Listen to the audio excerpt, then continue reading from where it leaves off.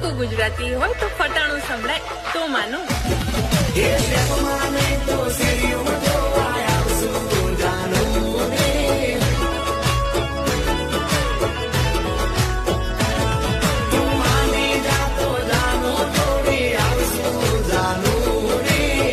લે તારા બીજું હંકર